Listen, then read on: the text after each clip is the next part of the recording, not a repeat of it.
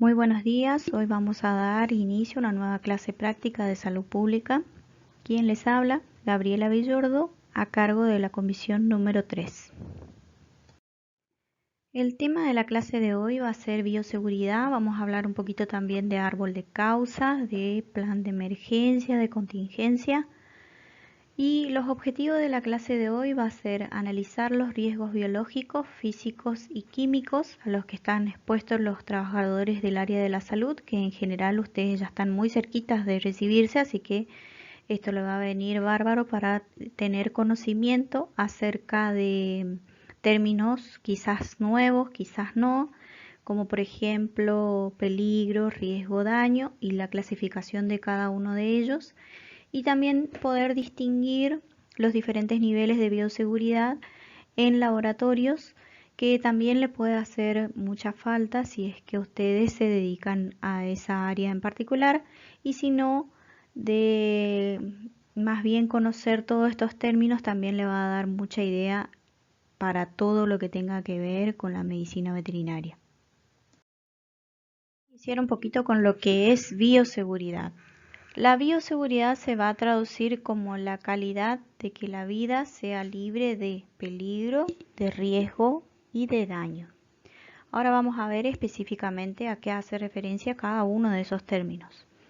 En general también se dice que la bioseguridad es un conjunto de procedimientos y normas que en general tienen que ser implementados a manera de doctrina, cosa de que se pueda lograr actitudes y conductas con el fin de evitar la transmisión y la difusión de agentes infecciosos en forma accidental.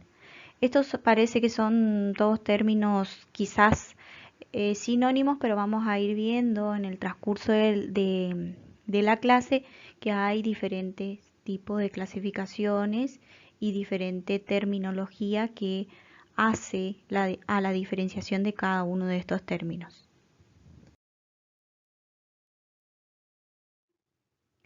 Dentro de los principios de la bioseguridad tenemos a 4 puntos en particular.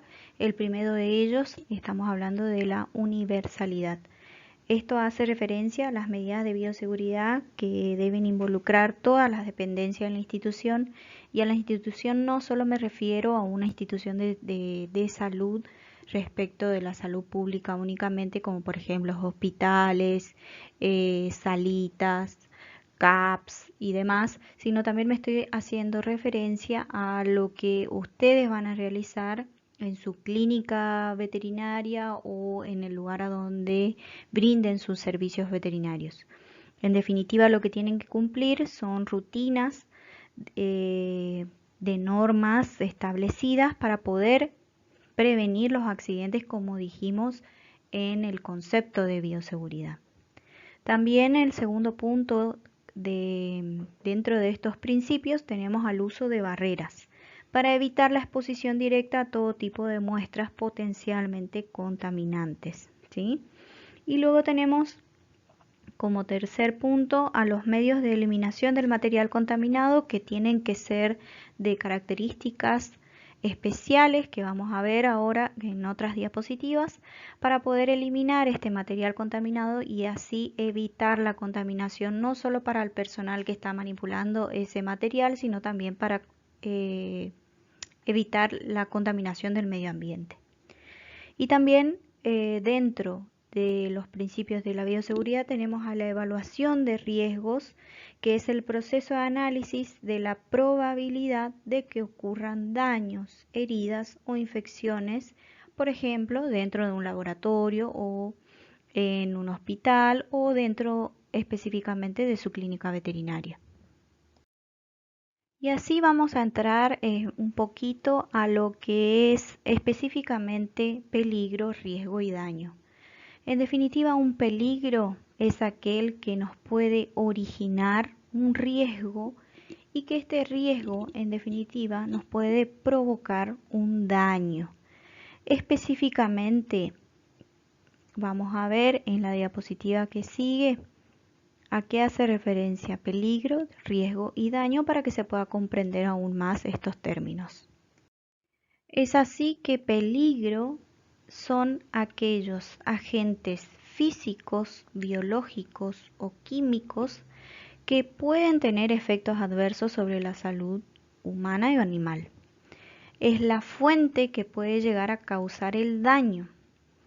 Y específicamente daño es el mayor o menor efecto que este peligro, es decir, que este agente biológico, físico o químico puede producir en quien lo padece.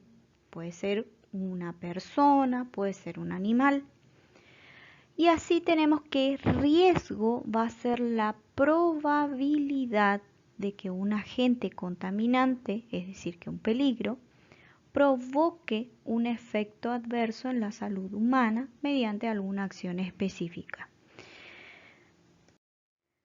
La diferencia entre peligro y riesgo podemos identificarla de la siguiente manera.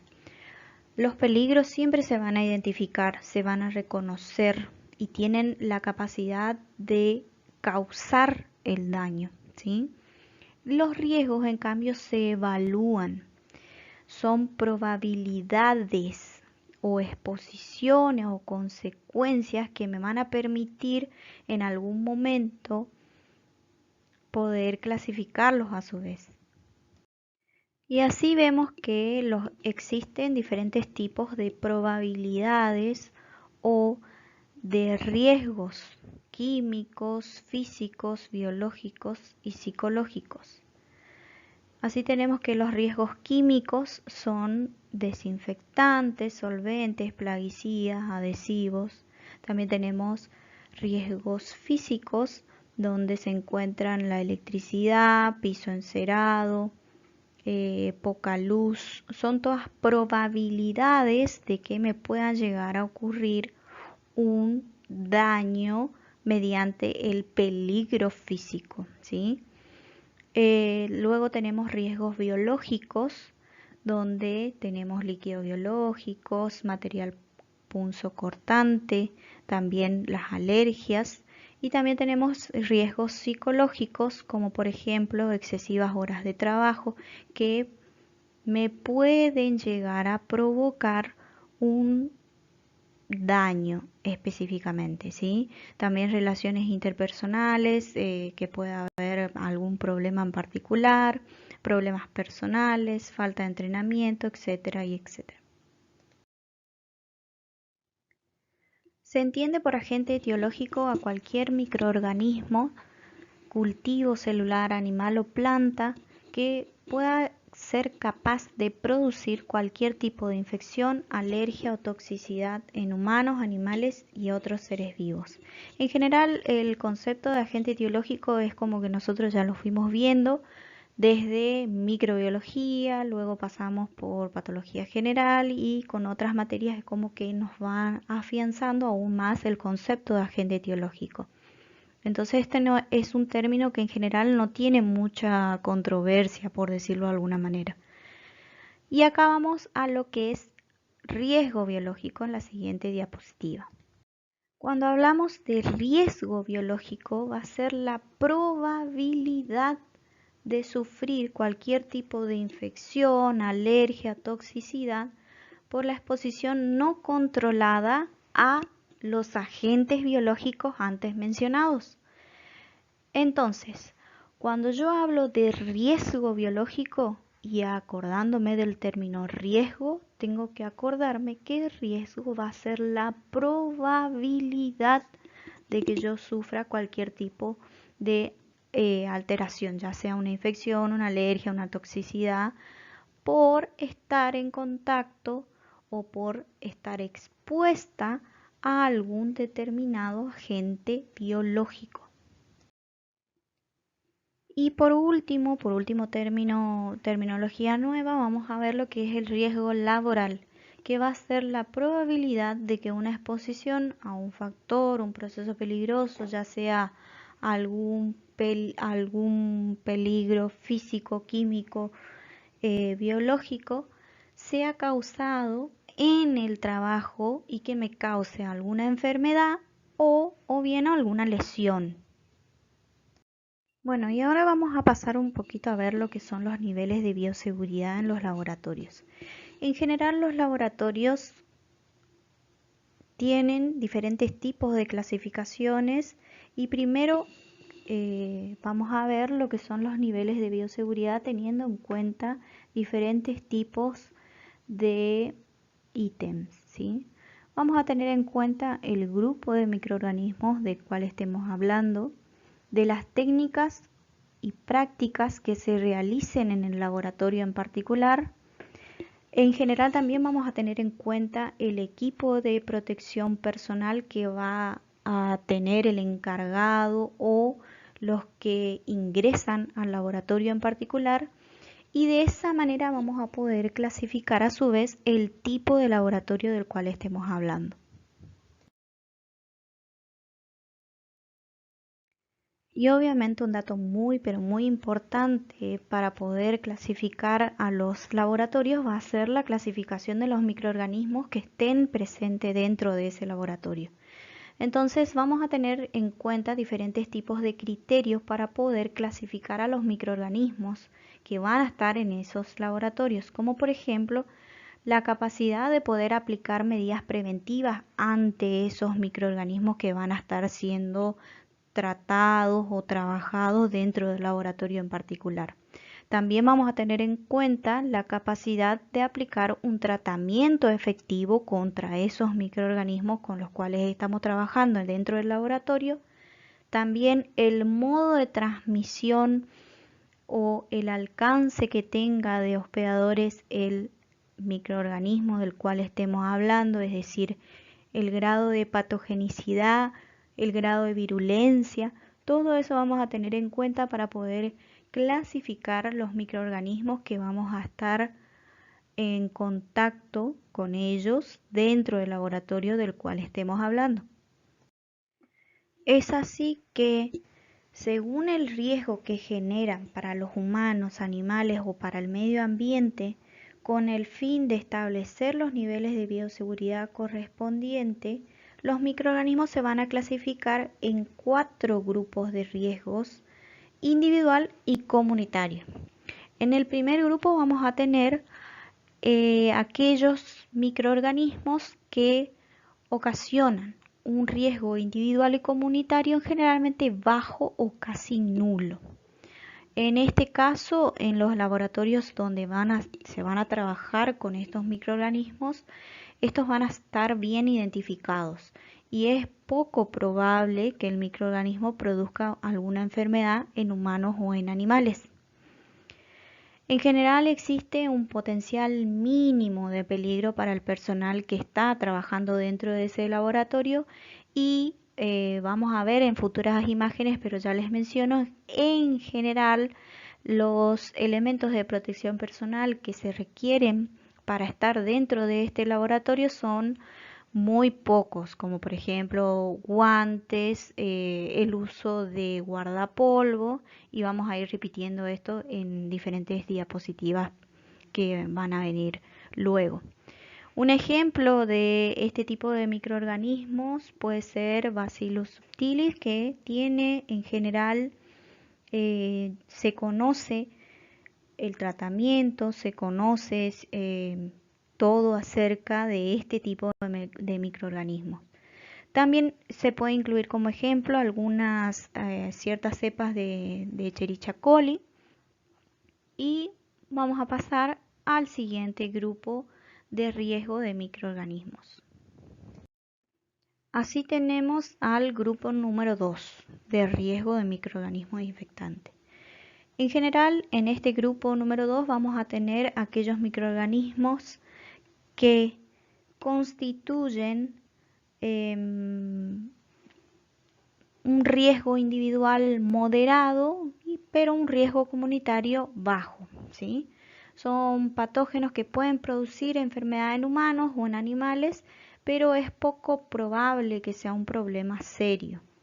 En general, la exposición en el laboratorio puede provocar algún tipo de infección, pero aplicando medidas eficaces de tratamiento y prevención, el riesgo de propagación de este tipo de microorganismos va a ser limitado. Como ejemplos de microorganismos que pertenecen a este grupo de riesgo tenemos al Campylobacter jejuni, al Helicobacter pylori, a Coccidia, Toxoplasma, a salmonelas, a virus de la hepatitis. Dentro del grupo de riesgo número 3 de microorganismos infectantes tenemos aquellos microorganismos que ocasionan un riesgo individual alto y un riesgo comunitario limitado o bajo. En general son agentes exóticos que tienen riesgo de transmisión por aerosoles y que pueden causar una enfermedad seria o potencialmente letal en el individuo y que usualmente causan serias enfermedades en animales y en humanos, pero que comúnmente no se propagan de un individuo infectado o afectado a otro, ¿sí? Mediante las medidas preventivas de tratamiento efectivos que suelen estar disponibles se puede llegar a controlar. También se pueden causar enfermedad grave o potencialmente letal aquellos microorganismos que están dentro de este grupo, ¿sí? Y como ejemplo de este grupo de riesgo tenemos al Mycobacterium tuberculosis, al virus de la fiebre amarilla, a la brucelosis, pero que se puede disponer o no de medidas eficaces para su tratamiento y prevención. Este grupo de microorganismos junto con el que sigue, en general, en los laboratorios donde van a ser trabajados, por decirlo de alguna manera, estos laboratorios en particular ya tienen que tener ciertas características que lo van a hacer distintivos a los laboratorios previos de los grupos de riesgos de microorganismos que vimos con anterioridad. Dentro del grupo de riesgo 4 tenemos aquellos microorganismos que ocasionan un riesgo individual y comunitario alto. En general está constituido por agentes patógenos que pueden provocar enfermedades graves en las personas o también en animales con alto riesgo de propagarse a la comunidad y que en general son agentes que son causantes de enfermedades muy serias y letales, para las cuales todavía no hay disponibles medidas preventivas o terapéuticas, que eso es lo fundamental en este tipo de microorganismos que están incluidos dentro de este grupo de riesgo. El contagio entre individuos infectados se da fácilmente porque tiene alto riesgo individual y alto riesgo comunitario, como dije previamente. Un ejemplo de este tipo de microorganismos tenemos al ébola, a las fiebres hemorrágicas, tenemos el virus Lassa, también aquí tenemos al virus el SARS-CoV-2 y vamos a ver que el tipo de laboratorio donde tenemos que trabajar con este tipo de microorganismo va a ser muy diferente respecto de los anteriores. En definitiva, ¿para qué clasificamos a los microorganismos en grupos de riesgos?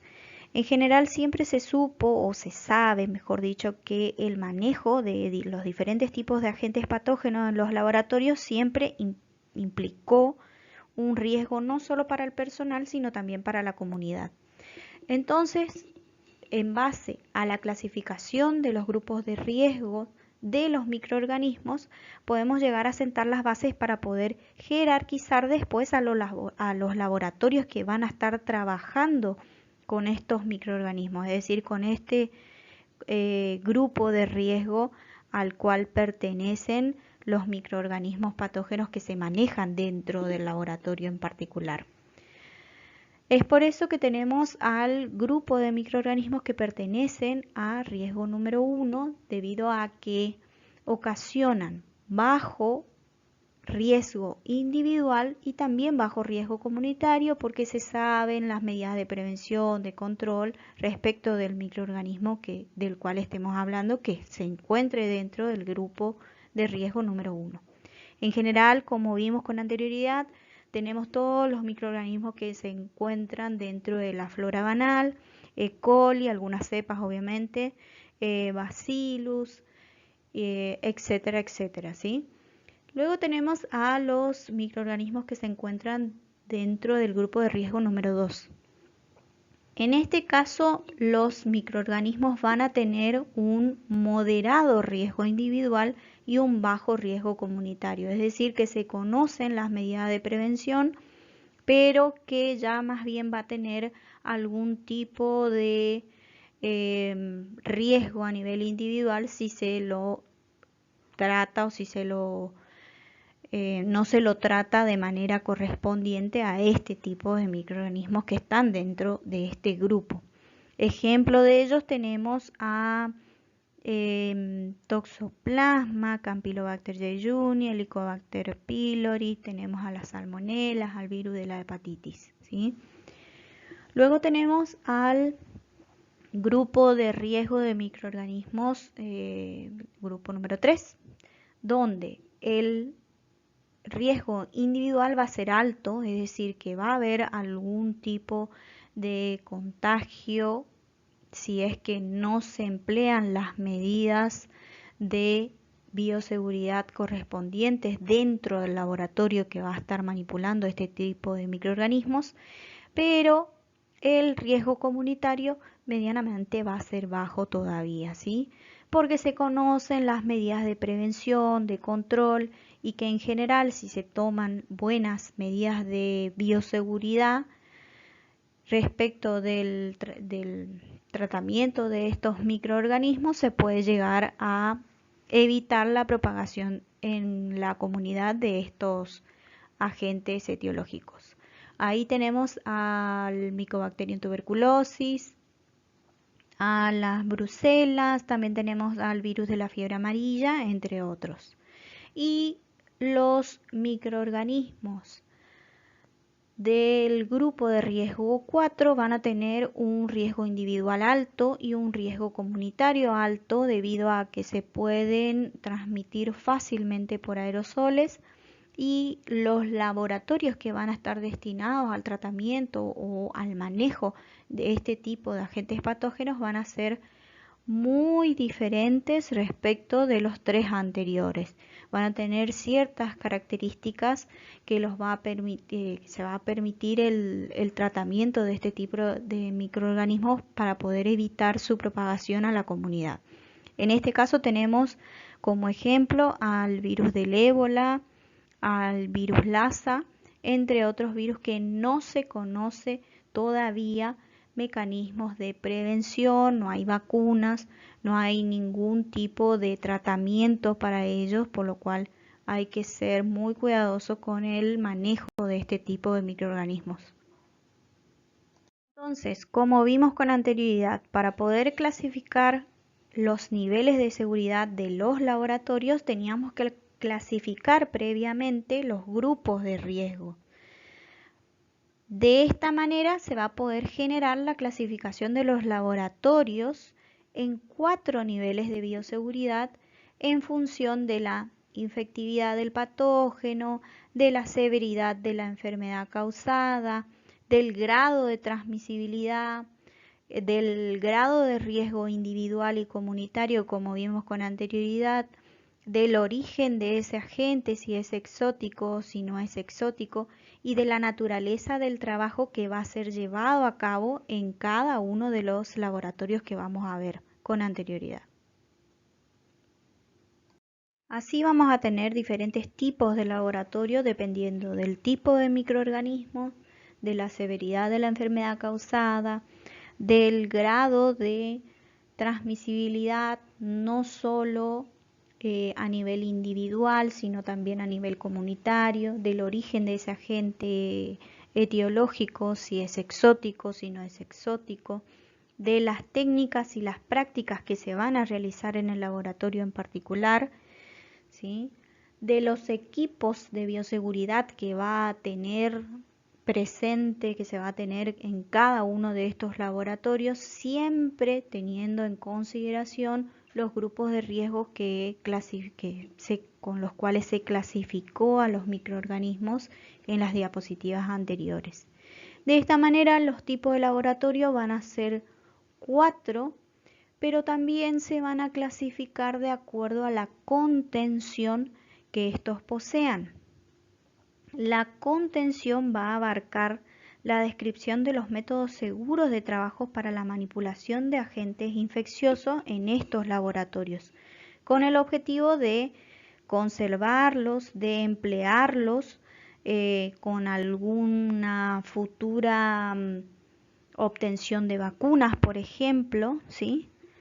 La contención en sí misma debe ser vista como aquella que se logra a través de la aplicación de técnicas microbiológicas seguras, mediante el empleo de equipamiento seguro y también el uso de vacunas que incrementen los niveles de protección personal. Dentro de los laboratorios que se encuentran incluidos en el nivel de bioseguridad 1, tenemos aquellos laboratorios que van a trabajar con agentes no peligrosos, que en general no van a representar una amenaza para la salud tanto individual como para la comunitaria. En general se trabaja con cepas más bien conocidas, ¿sí? Y las prácticas, el equipo y las medidas adecuadas para este tipo de laboratorios son en general las que se utilizan para los niveles de enseñanza, ¿sí? Se trabaja con cepas definidas y caracterizadas de microorganismos que no causen enfermedad en humanos ni en la comunidad en general. El local apropiado para el trabajo con este tipo de agentes en general va a ser uno que no va a estar aislado del resto de las instalaciones, es decir, el trabajo en el laboratorio se va a conducir normalmente sobre mesas abiertas, así como lo que vemos en la imagen central, y no se va a requerir de equipos especiales de contención, más bien equipos de protección personal con elementos de protección personal como barreras protectoras primarias, con el uso de guantes, guardapolvo, protectores oculares. En general, las precauciones que se deben tener dentro de este tipo de laboratorio van a ser aquellas que se tienen que tener con el uso de objetos cortopunzantes y también con la implementación de todo lo que tenga que ver con el manejo integrado de plagas. Sobre todo insectos y roedores que pueden ser causa de problemas en particular en este tipo de laboratorios. Las prácticas van a estar estandarizadas, ¿sí? Siempre va a haber algún personal que esté un poquito más capacitado respecto del resto que va a estar dentro del laboratorio, porque en general estos laboratorios son utilizados, como dije con anterioridad, para enseñanza. Obviamente va a haber que tener estas prácticas estandarizadas de lavado frecuente de manos, no comer, no fumar, no beber dentro del laboratorio, porque si bien se está trabajando con cepas que son conocidas, del mismo modo hay que tener todas las precauciones pertinentes como para poder realizar el trabajo lo más higiénico y seguro posible dentro del laboratorio. El laboratorio de nivel de bioseguridad 2 va a tener las mismas condiciones en general de lo que vimos con anterioridad, con la única diferencia es que van a restringir el acceso al laboratorio durante las prácticas, ¿sí? Y que en algunos casos se va a utilizar ciertos instrumentos o ciertos materiales, van a tener que utilizar algún procedimiento en particular donde se pueda disminuir la emisión de aerosoles infecciosos si es que se realizan trabajos con algún tipo de microorganismos que parten alguna emisión de vapores o lo que sea, ¿sí? En este caso lo que se va a hacer uso es de unas cabinas de seguridad biológica clase 1 o clase 2 con flujo de aire determinado, ¿sí? Es decir, que va a tener algún tipo de filtro en general.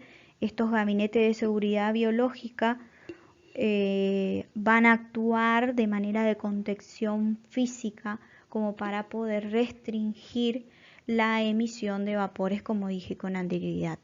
En general, el personal va a realizar una vigilancia de todo el personal, es decir, un personal encargado, en general es quien va a estar a cargo de la vigilancia del resto del personal que se encuentran trabajando dentro del laboratorio, y las precauciones que se va a tener en cuenta dentro de este tipo de laboratorio son aquellas que van a estar identificadas con señaléticas correspondientes de peligro biológico, que van a estar conformando a su vez parte del manual de bioseguridad del laboratorio.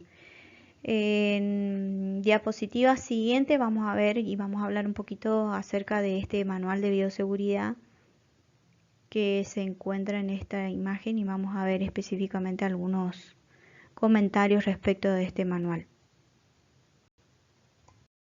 En laboratorios de nivel de bioseguridad 3, que ya son llamados laboratorios de contención, son en aquellos que el trabajo va a ser destinado no solamente a la práctica clínica, sino también al diagnóstico, a la enseñanza, a la investigación, a la producción. En general, el trabajo que se va a realizar dentro de este laboratorio se va a hacer con agentes microbiológicos, tanto autóctonos como exóticos, que puedan causar daños graves o potencialmente mortales como consecuencia de exposición a estos agentes por inhalación. Es por esto que en este caso, en este tipo de laboratorio, ya se van a utilizar cabinas de seguridad para todas las actividades, y los códigos de prácticas dentro de este tipo de laboratorio ya van a ser mucho más estrictos. Va a haber muchas más señales de advertencia, va a haber accesos controlados, y la ropa en particular de los operadores dentro de este tipo de laboratorio va a ser una ropa adecuada con equipos de protección respiratoria, porque recordemos que los grupos de microorganismos que están presentes dentro de este tipo de laboratorio van a ser aquellos que van a tener un alto riesgo individual y un moderado riesgo comunitario a alto también en algunos casos, ¿sí? Dependiendo de la virulencia del microorganismo de la cual estemos hablando, y todas las otras características que mencionamos con anterioridad cuando clasificamos los grupos de riesgo.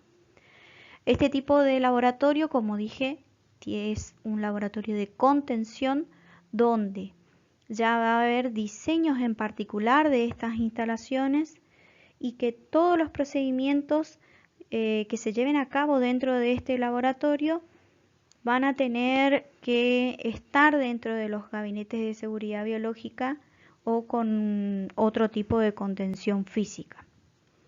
En general, los trabajos que van a ser realizados por los operarios dentro de este laboratorio van a ser de aquellos operarios que tengan alguna capacitación previa para poder trabajar con los microorganismos que están dentro de este laboratorio.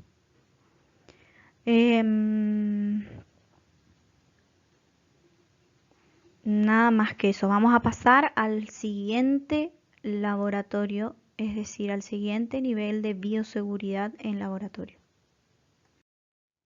Dentro del nivel de bioseguridad 4 de laboratorios, que son aquellos laboratorios considerados o llamados de máxima contención, se van a trabajar con microorganismos de rápida transmisión que van a tener un riesgo muy elevado, tanto individual como comunitario, ¿sí? En general se trata de microorganismos de los que hablamos que estaban clasificados dentro del grupo número 4 de microorganismos de acuerdo a su riesgo. Las prácticas que se van a realizar dentro de este tipo de laboratorio son estrictamente controladas, ¿sí? desde el acceso hasta el egreso del operario que se va a encontrar dentro de este tipo de laboratorio. En general, tanto el laboratorio de nivel de bioseguridad 3 como el del 4, que ya trabajan con microorganismos patógenos, en general tienen filtros de aire. Estos tipos de filtros de aire son diferentes de acuerdo al laboratorio del cual estemos hablando.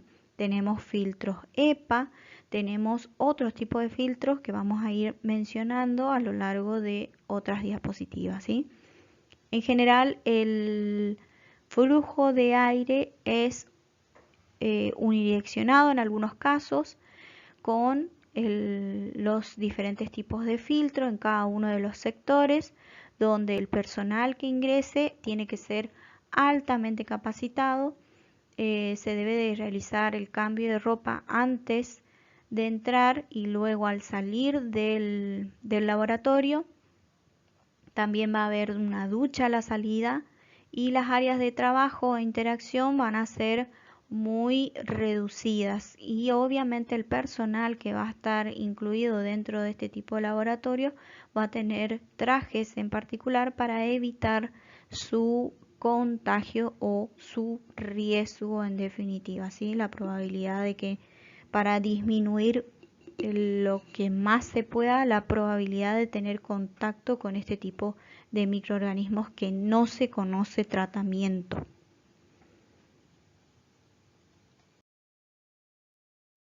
En estas imágenes se pueden observar diferentes tipos de estructuras que se usan o que se encuentran dentro de estos niveles de bioseguridad 4 de laboratorio de máxima contención.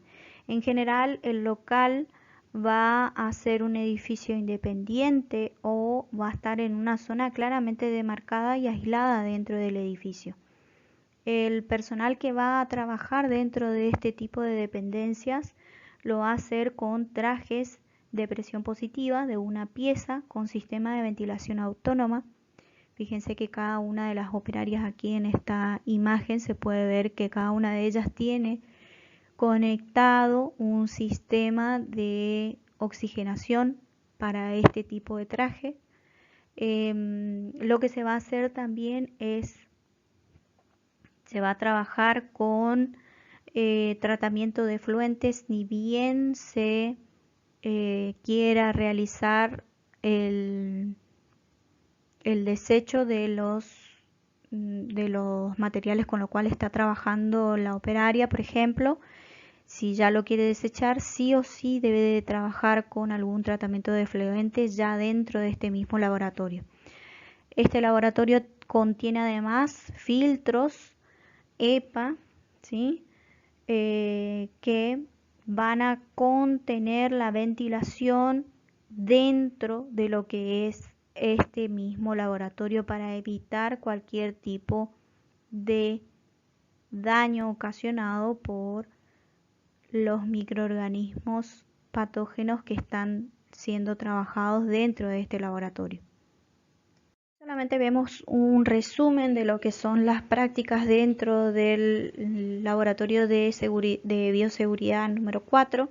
En general tienen todas las mismas prácticas que el laboratorio de bioseguridad número 3, pero se le agrega el cambio de vestuario y la ducha a la salida con la descontaminación de todo el material antes de salir del operario que trabaja dentro de este tipo de laboratorio de máxima contención. Van a tener barreras primarias y secundarias. Las barreras primarias lo van a constituir aquellas cabinas que ya se encuentran dentro de los laboratorios de nivel de bioseguridad 3, ¿sí? Con un flujo determinado de aire, pero además acá se va a agregar lo que son los trajes completos con presión positiva y respiración para cada uno de los operarios que estén dentro de este tipo de laboratorio.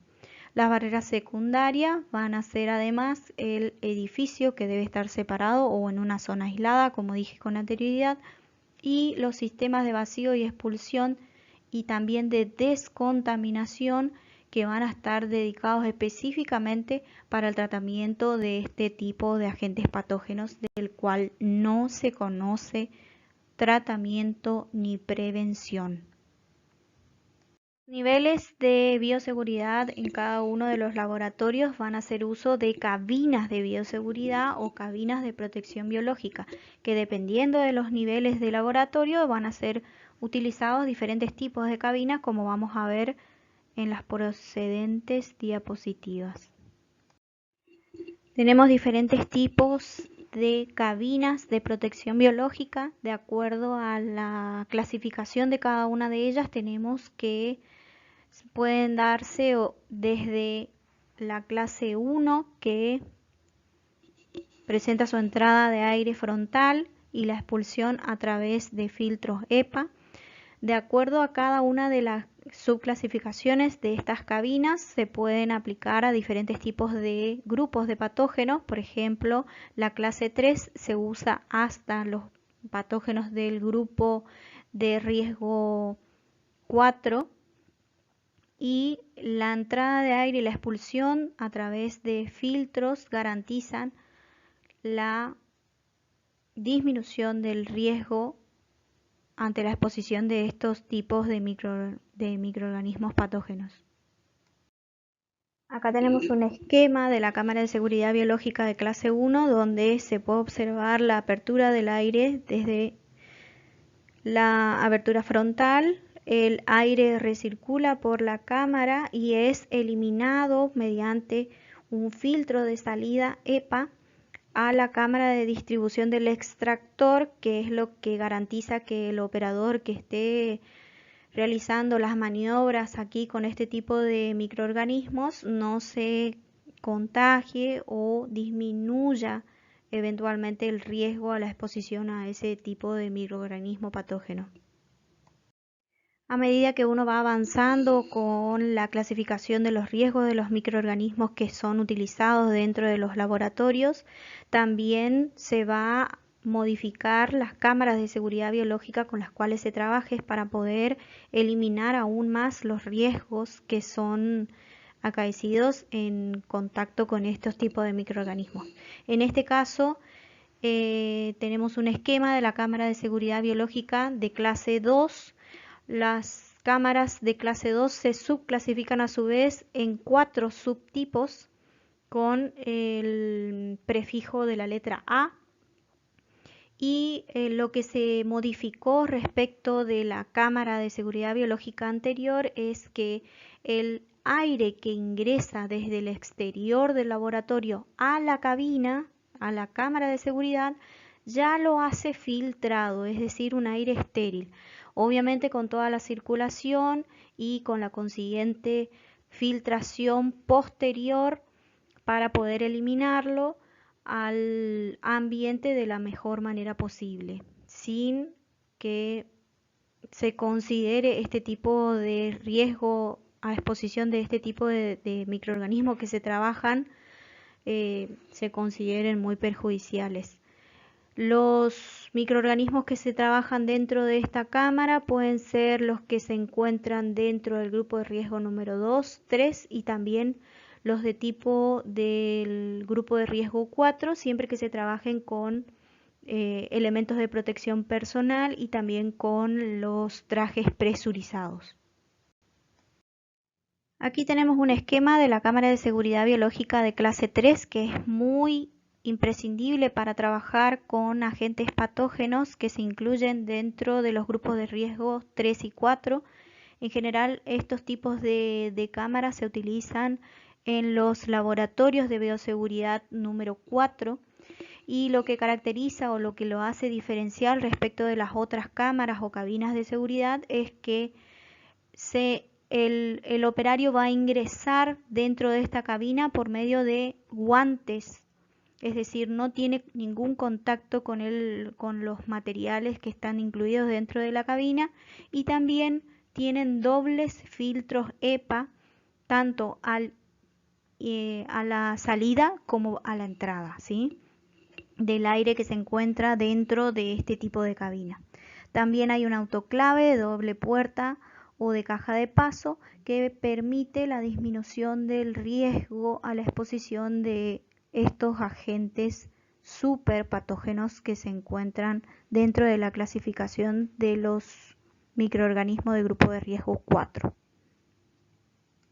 En ambas imágenes podemos observar las cabinas de seguridad de tipo 3 que se utilizan en los laboratorios de niveles de bioseguridad 3 y 4, con operario y sin operario.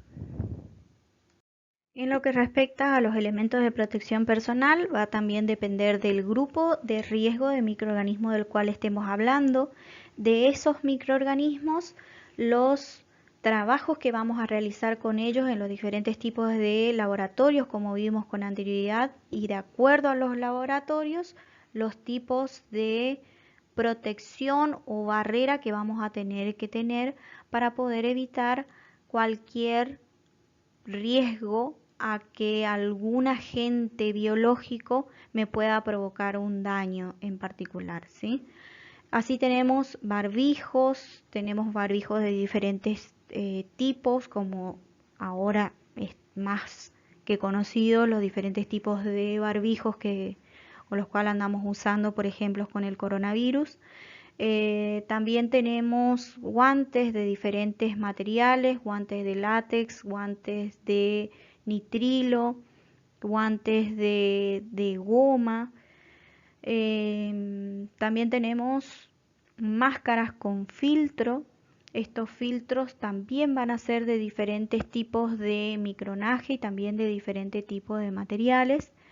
Y la seguridad que tenemos que tener en el laboratorio van a ser el uso adecuado de los elementos que se encuentran dentro del laboratorio, con el consiguiente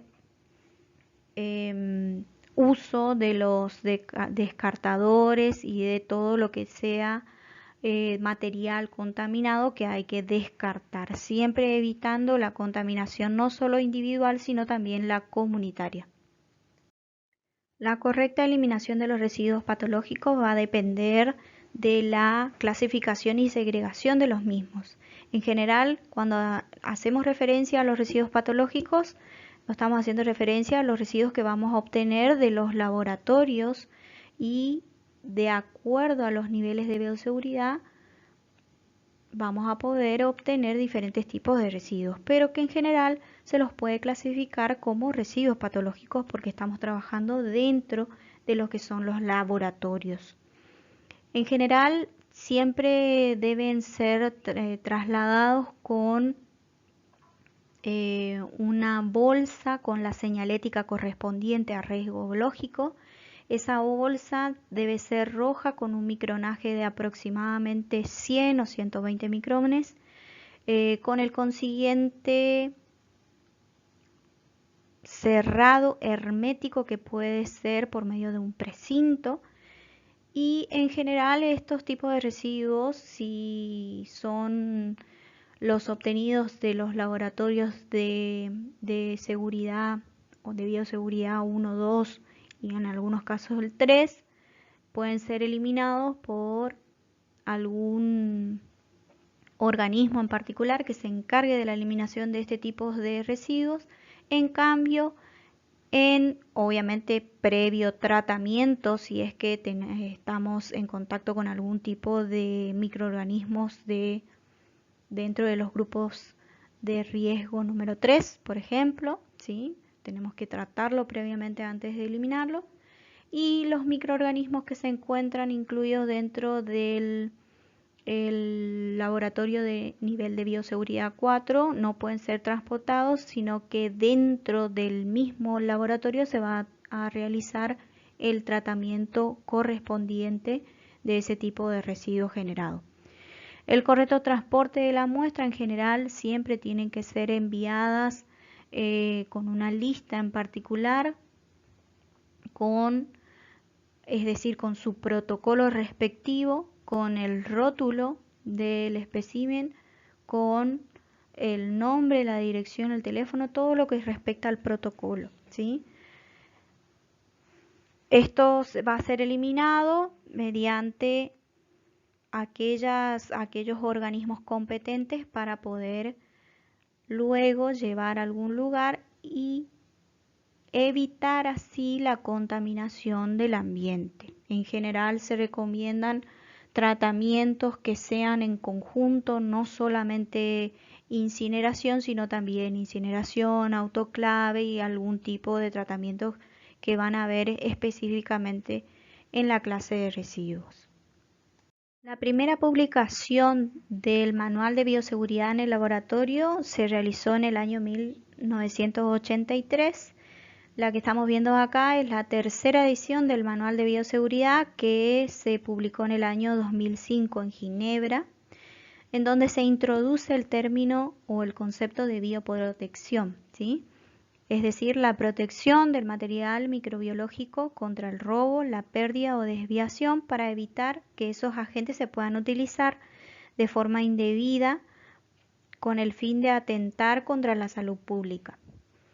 Uno de los objetivos del manual también es identificar los riesgos, identificar los probables efectos sobre la salud de los microorganismos que se encuentran dentro de los diferentes tipos de laboratorio y también establecer los procedimientos, las técnicas, las prácticas en cada uno de estos laboratorios, así como los elementos tanto de protección personal para el operario como los elementos que se encuentran dentro de cada uno de los laboratorios respecto de los niveles de bioseguridad también que vimos con anterioridad en la clasificación de estos laboratorios, ¿sí? En general, dentro de la medicina veterinaria y en explotaciones, sobre todo a nivel rural, debemos hacer uso de diferentes tipos de normas de bioseguridad con el cual nos permita adoptar medidas para prevenir la entrada o la difusión de enfermedades en la producción en particular, y de esta manera podemos proteger no solo a los animales sino también a los productos generados de los mismos y también al personal, y no solo al personal que trabaja dentro de las explotaciones sino también a nivel de todos los que van a conformar la cadena de la utilización de esos productos.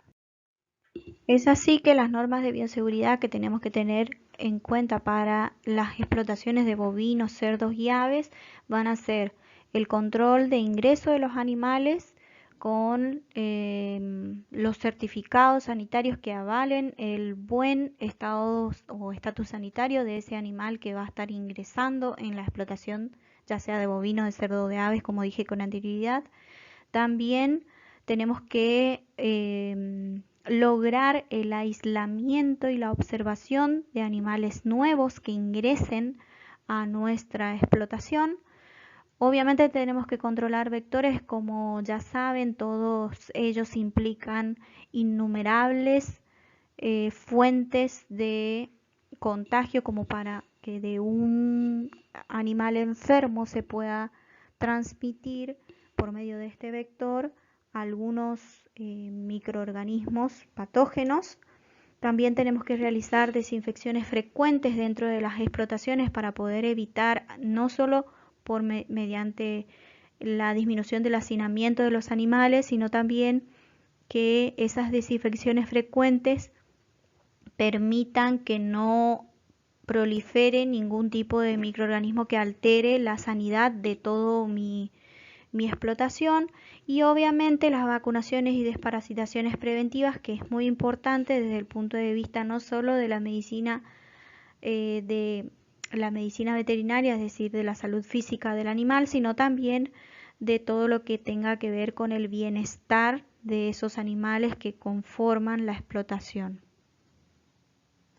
Vamos a ver nueva terminología. Por ejemplo, si mencionamos a accidente, va a ser aquel hecho repentino que sobreviene y que se produce en el individuo una lesión orgánica, puede ser alguna lesión funcional o alguna lesión que provoca cierta invalidez, o en algunos casos, en el peor de los casos, que pueda llegar a producir la muerte del operario o de la persona de la cual estemos hablando. Luego tenemos la definición de incidente, que va a ser todo suceso en el que una persona afectada no sufre lesiones corporales o solo se requiere de mínimos cuidados por el suceso que ha padecido esa persona. En general, son todas alteraciones que no producen lesiones incapacitantes al trabajador y también se la puede relacionar a la palabra incidente con todas aquellas alteraciones que puedan llegar a provocar pérdidas materiales, de productos, rotura de equipos que no implican una lesión incapacitante al trabajador. Con lo cual podemos ver que la cadena del accidente implica un riesgo, es decir, la probabilidad de que algún peligro, es decir, algún agente químico, físico o biológico pueda llegar a producirme alguna alteración, es decir, un incidente, y que este incidente me pueda llegar a provocar alguna lesión de mayor característica o de mayor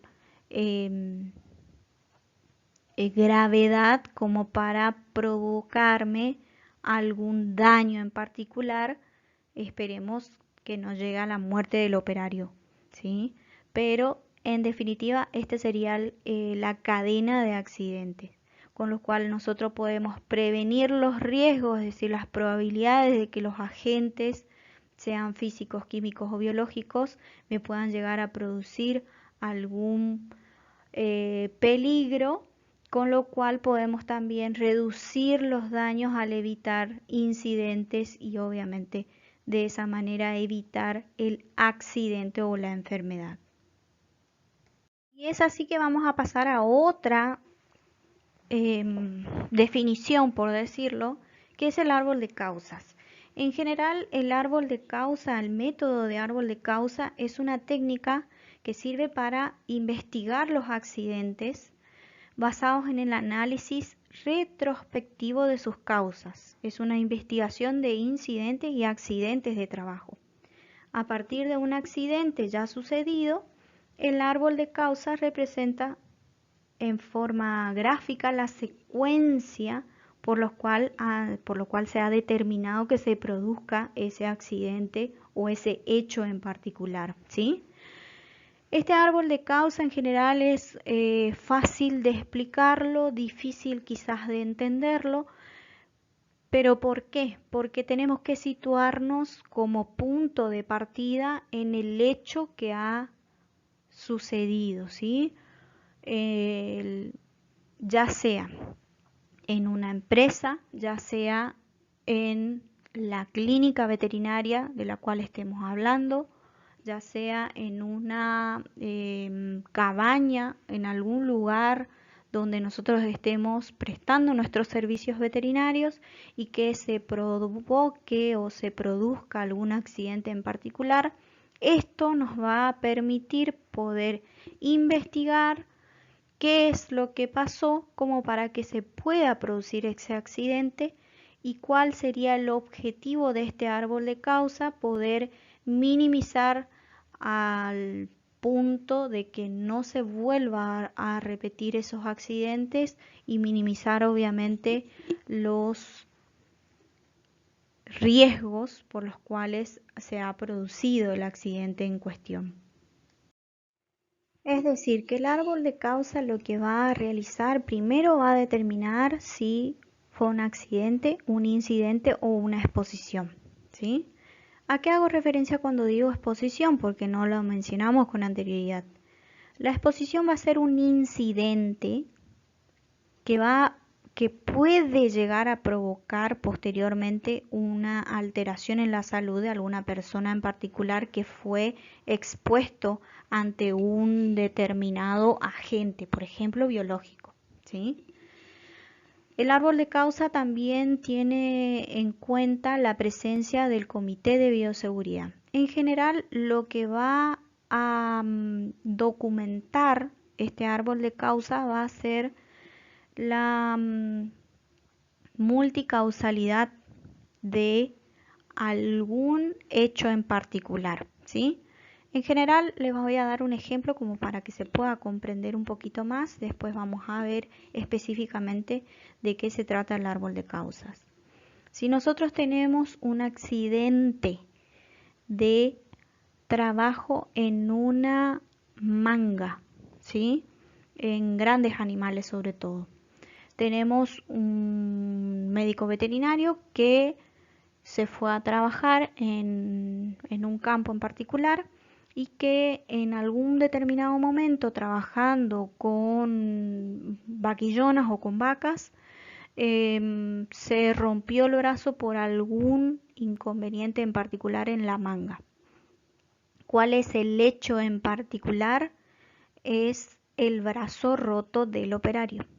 En general, lo que se investiga en el árbol de causa son todos aquellos datos retrospectivos, es decir, todo lo que sucedió previo a que el veterinario se rompa el brazo, para poder determinar en definitiva cuáles son los incidentes que pasaron previamente hasta que se produzca ese hecho.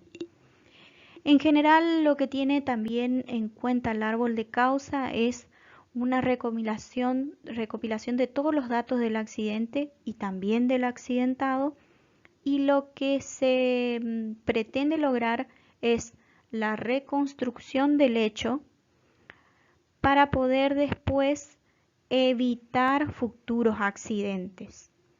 En el caso del ejemplo en particular, el hecho era la fractura del brazo del médico veterinario. Lo que se va a hacer es reconstruir, recopilar todos los datos de ese accidente sin emitir juicios de valor y sin colocar interpretaciones en el medio, ¿sí? Un ejemplo de interpretación en el medio sería el médico veterinario parecía que estaba mirando a otro sector en vez de mirar a lo que estaba haciendo. Eso es una interpretación porque uno no estuvo en el lugar del operario, ¿sí? Por eso es muy importante que la recopilación de datos del árbol de causa se encuentren todos los actores que han provocado o que están no solo como actores principales, sino también como testigos del accidente en particular. ¿Qué es lo que se pretende con esto entonces? La recopilación de todos los datos del accidente, del accidentado, pero no para culpar a alguien en particular, sino para poder investigar, como su nombre lo indica, como ya vimos en la definición de árbol de causa, para poder investigar qué fue lo que sucedió para que ese hecho se provoque o se produzca, ¿sí? Con la consiguiente o con el consiguiente intento de poder realizar medidas preventivas y medidas correctivas para poder evitar futuros accidentes de esta índole, por ejemplo. Como concepto de plan de contingencia tenemos que es un conjunto de acciones integradas que permiten prevenir, controlar para de esta manera corregir las situaciones de riesgos y emergencias que se presenten en los laboratorios. De esta manera podemos activar un plan de emergencia, entendiéndose a la emergencia como toda interrupción no prevista del proceso de producción, con presencia o no de lesiones en las personas, que pueden afectar al medio ambiente y que puede originar daños en las instalaciones industriales o en sus resultados productivos. De esta manera, lo que tenemos que tener en cuenta para poder activar ese plan de emergencia son los factores de riesgo del lugar, la identificación de los microorganismos, los servicios de emergencia del cual posea la empresa de la cual estemos trabajando, la ubicación del material de emergencia y de esta manera poder elaborar futuros registros de accidentes e incidentes y poder tratar de evitar en futuros sucesos estos nuevos accidentes o incidentes. Y en general, en nuestra profesión, en medicina veterinaria, tenemos innumerables actividades que conllevan riesgos, es decir, probabilidades de estar en contacto no solo con agentes físicos, químicos, biológicos, sino también con otros tipos de riesgos psicológicos, por ejemplo, ¿sí? Tenemos diferentes tipos de actividades que van a implicar riesgo, no solo cuando nos dedicamos a la clínica de pequeños animales, sino también a la clínica de grandes animales. Si nos dedicamos a producción animal, también vamos a estar en actividades de riesgo. También si nos dedicamos a la parte de la salud pública y bromatología, ¿sí? En general, vamos a estar en constante contacto con diferentes tipos de peligros, sobre todo por estar en contacto con enfermedades zoonóticas o con elementos cortopunzantes. De acuerdo a lo que nos dediquemos, siempre vamos a tener peligros de los cuales nosotros vamos a tener que evitar em, la exposición a los mismos, ¿sí? También vamos a estar en contacto con alergenos, con vectores, y son todas actividades de riesgo que implican diferentes tipos de cuidados. No solo cuando realizamos nuestras prácticas habituales, es decir, el brindar nuestro servicio de medicina veterinaria, sino también cuando estamos trabajando desde el punto de vista de la salud pública, con más razón aún. En el caso de las actividades de medicina veterinaria que implican mucho riesgo, tenemos que identificarlos, es decir, a qué tipo de niveles de riesgos nos estamos haciendo frente y conocer las normas de bioseguridad por cada área de trabajo. Por ejemplo, cuando tenemos algún tipo de servicio como para poder realizar la medicina veterinaria desde el punto de vista de clínica de pequeños animales. Fíjense que la sola implicación de la inspección semiológica de un perro, por ejemplo, ya implica que nosotros estemos en contacto con algún riesgo físico si es que no colocamos las barreras de protección primaria, como por ejemplo no colocamos bozal al animal, no realizamos una medida de contención utilizando al propietario de ese perro, con lo cual nos puede causar un accidente porque nos puede morder la mano ese animal. Y con la consiguiente, fíjense que en un ejemplo muy cortito podemos tener un hecho, es decir, la mordida en la mano del animal por no colocar el bozal, es decir, no utilizar las medidas de bioseguridad que yo necesito o que requiero como para poder realizar la práctica de la medicina veterinaria de clínica de pequeños animales. Eso es un ejemplo muy cortito y fíjense que tiene innumerables actividades que pueden llegar a causar riesgo en nuestra práctica habitual. Y fíjense que en este mismo ejemplo nosotros podemos llegar a ver que retrospectivamente, si nosotros colocamos el bozal a ese animal, podíamos haber evitado un accidente de una mordida en la mano, ¿sí? Entonces ahí vamos a estar aplicando lo que es el árbol de causas.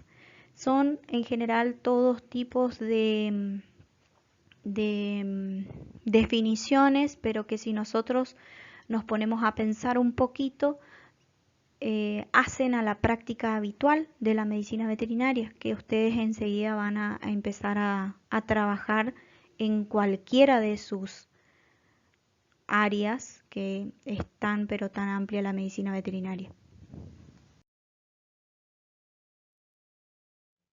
Aquí podemos observar diferentes imágenes que implican riesgos o actividades de riesgo. Fíjense que en ambas fotografías podemos percibir que el médico veterinario que está actuando sobre estos animales va a estar en contacto con algún riesgo de tipo biológico, también puede estar en presencia de algún riesgo de tipo físico por recibir algún tipo de patada del animal, por ejemplo, ¿sí?